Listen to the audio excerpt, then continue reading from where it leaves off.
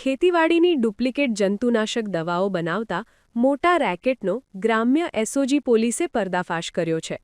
Lodhika GIDC વિસ્તારમાં આવેલા અલગ અલગ 3 કારખાનાઓમાં દરોડા પાડીને પોલીસે યુનાઇટેડ ફોસ્ફરસ લિમિટેડ જેવી નામી કંપનીઓના માર્કા મારી વેચાતી નકલી દવાઓનો જથ્થો ઝડપી પાડ્યો છે. આ કાર્યવાહીમાં પોલીસે ધ્રુવ પટોડિયા, ધવલ કોરાટ, સાહિલ ટીબડિયા અને કશ્યપ આકોલિયા નામના 4 શખ્સોની ધરપકડ કરી છે. તપાસમાં સામે આવ્યું છે કે આ કારખાનાઓ પાસે 60 જેટલી દવાઓના ઉત્પાદનનું લાયસન્સ હોવા છતાં વધુ નફો કમાવાની લાલચે તેઓ નામી કંપનીઓના નામે ડુપ્લિકેટ દવાઓ બનાવી ખેડૂતોને પધરાવતા હતા. પોલીસે કુલ 25.07 લાખ રૂપિયાનો મુદ્દામાલ કબજે કર્યો છે.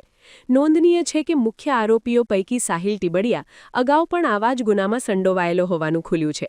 હાલ પોલીસે શાંતિ કેમિકલ, ગ્રીન ભારત અને એડિકોન કંપની વિરુદ્ધ કાયદેસરની કાર્યવાહી હાથ ધરી છે. ડીઆઈજી સર રાજકોટ રેન્જ નિલિત રાય સાહેબના માર્ગદર્શન હેઠળ રાજકોટ ગ્રામ્ય જિલ્લાની એસઓજીની ટીમ અને યુપીએલ જો કંપની છે એની લીગલ ટીમ દ્વારા રાજકોટ ગ્રામ્ય જિલ્લાના લોધિકા પોલીસ સ્ટેશન વિસ્તારમાં આવેલ 3 કંપનીઓમાં જો જંતુનાશક દવાઈઓ છે જો આપણે એગ્રીકલ્ચરમાં કામ આવે છે આ ફરજી દવાઈઓ બનાવવામાં આવી રહી હતી. ત્યાં 3 જગ્યા કાર્યવાહી કરવામાં આવી છે. પહેલી જગ્યા શક્તિ કેમિકલ છે જો વીરવા લોધિકામાં સ્થિત છે.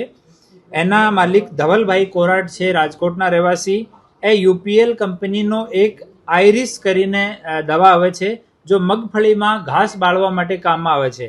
આ આઈરિસની એ કોપી કરીને નામ ચેન્જ કરીને એનો એરિસ ARIS બાકી એનો આઉટ જો બોટલની પેકિંગ છે આ એજ ઇટ ઇઝ રાખવામાં આવી. આઈરિસની જગ્યા એરિસ કરીને આ દવા વેચવામાં આવતી હતી. એનો કેમિકલ જો કમ્પોનેન્ટ છે એ પણ એ લોકો વેરીફાઈડ આ લોકો પાસે નહોતો. બીજી જો કાર્યવાહી કરવામાં આવી છે આ ગ્રીન ભારત કંપનીમાં કરવામાં આવી છે. આ રાવકીમાં લોધિકા પોલીસ સ્ટેશનની હદમાં છે. આ કંપનીના 2 પ્રોપ્રાઇટર સાહિલ ટીમ્બડિયા અને કશ્યપ આકોલિયા વિરુદ્ધમાં કાર્યવાહી કરવામાં આવી છે. એ લોકો યુપીએલ કંપનીનો ઓરિજિનલ પ્રોડક્ટ છે સ્ટારથિન એની કોપી કરીને સ્ટારટાઇન કરી દીધો. ઈની જગ્યા એ લોકો આઈ કરી દીધો અને બાકી જો પેકિંગ છે આ સેમ હતી.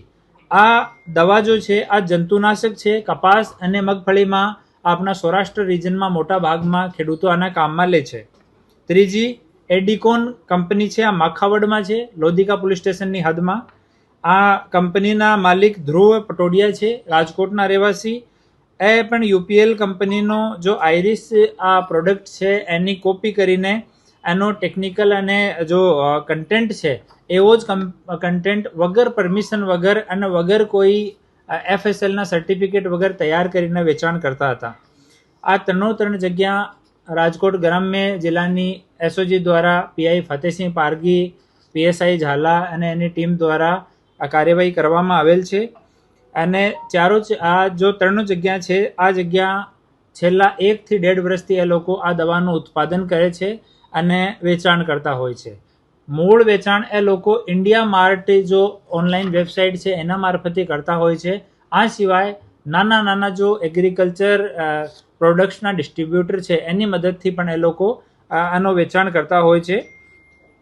આ જો 3 કંપનીઓમાં કાર્યવાહી થઈ છે ત્યાં આ લોકો પાસે પણ પેટન્ટ અને લાયસન્સ 60-70 જેટલી અલગ કૃષિના જો ઉત્પાદ છે, અલગ દવાઓ છે એના લાયસન્સ પણ છે અને પેટન્ટ પણ છે. પણ આ જો કાર્યવાહી થઈ આથી સંબંધિત આની પાસે પેટન્ટ કે કોઈ મંજૂરી કે લાયસન્સ નહોતો. આમાં ટોટલ 3 કંપનીઓમાં મળીને 25 લાખ રૂપિયા જેટલો મુદ્દામાલ હાલ જપ્ત કરવામાં આવ્યો છે. ખેતીવાડીની જો રાજકોટની ટીમ છે એની સાથે મળીને આ કાર્યવાહી કરવામાં આવી છે. હાલ ખેતીવાડીના અધિકારીઓની હાજરીમાં તમામ દવાઓના સેમ્પલ પેક કરવામાં આવ્યા છે અને આપણી ગાંધીનગરની જો પેસ્ટિસાઇડ લેબ છે આમાં સેમ્પલ્સ મોકલવામાં આવશે. એનો જો રિઝલ્ટ આવશે એના પછી આમાં જો કલમોનો ઉમેરો કરવાનો છે એ ઉમેરો કરવામાં આવશે. હાલ BNSની કલમ ચીટિંગ માટે અને કોપીરાઇટ એક્ટ અને પેટન્ટ એક્ટ હેઠળ ગુના દાખલ કરવામાં આવ્યા છે. એક આરોપી વિરુદ્ધમાં સાહિલ વિરુદ્ધમાં જૂની ફરિયાદ છે અને હાલ પણ અમે લોકો આના એન્ડ ટુ એન્ડ સુધીમાં કે આનો જો બેસિક એ લોકો પ્રોડક્ટ બનાવવા માટે મટીરિયલ ક્યાંથી લેતા હતા અને એન્ડ સુધીમાં કે ફાઇનલ આનો ઉપભોક્તા કોણ હતો ત્યાં સુધીમાં તપાસ કરવાના છીએ. આ જે FIR દાખલ થઈ છે તપાસની કાર્યવાહી ચાલુ થઈ છે અને જે આ કેસમાં જે પણ અપડેટ હશે આપ લોકોને ઓફિશિયલ ચેનલ મારફતે જાણ કરવામાં આવશે. અલગ અલગ જગ્યાથી લેતા હતા. એ લોકો સિર્ફ ફેક પ્રોડક્ટ તૈયાર કરતા એવું નથી, એની પાસે અમુક પ્રોડક્ટ્સનો લાયસન્સ પણ છે અને લેબ સર્ટિફાઈડ પેટન્ટ પણ હતું આ લોકો પાસે અમુક દવાઓનો. તો એ લોકો પ્રોપર કામ પણ કરતા હતા અને સાથે સાથે આ એવા જો પોપ્યુલર પ્રોડક્ટ્સ છે બીજી કંપનીઓના એની કોપી પણ કરતા. આ તપાસનો વિષય છે, આમાં થોડો સમય લાગશે અમને. અને પ્રારંભિક જાણકારીમાં 1 થી 1.5 વર્ષ આને થઈ ગયો એ પ્રોડક્ટ્સ તૈયાર કરતા અને માર્કેટમાં વેચતા. અને બાકી આ લોકોનો ટર્નઓવર વિષયમાં કેટલા સમયથી પેઢી ચાલુ છે તમામની તપાસ ચાલુ છે. જે પણ તપાસમાં આવશે આપ લોકોને જાણ કરવામાં આવશે. આમાં જ્યારે આપણે પેસ્ટિસાઇડ લેબથી રિપોર્ટ આવશે ત્યારે ખરેખર આપણને સમજમાં આવશે કે આનો ખેતી ઉપર શું નેગેટિવ ઇમ્પેક્ટ પડે છે. અમુક કેમિકલ એવા છે કે કોઈ ઇમ્પેક્ટ નહીં પડે એવો પણ થઈ શકે. તો જ્યારે રિપોર્ટ આવશે ત્યારે આ વિષયમાં કોઈ સ્પષ્ટ જાણકારી આપણને લોકોને મળશે.